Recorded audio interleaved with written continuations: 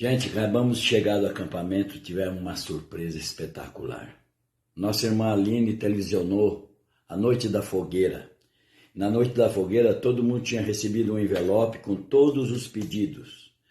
E os sacerdotes que nós pusemos lá, puseram todas as cartas e os pedidos no fogo que subia para Deus. Vocês não acreditam. Entrou um anjo de costas, abaixou, pegou todos os nossos pedidos e levou para Deus. Você vai ver isso com os vossos próprios olhos.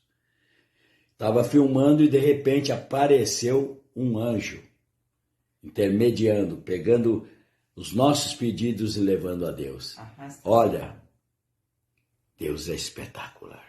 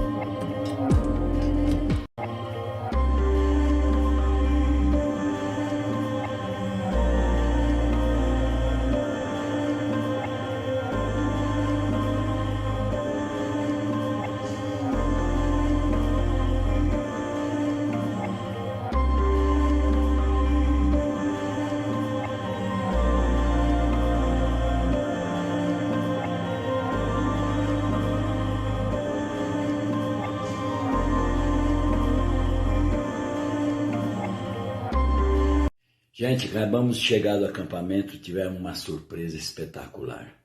Nossa irmã Aline televisionou a noite da fogueira.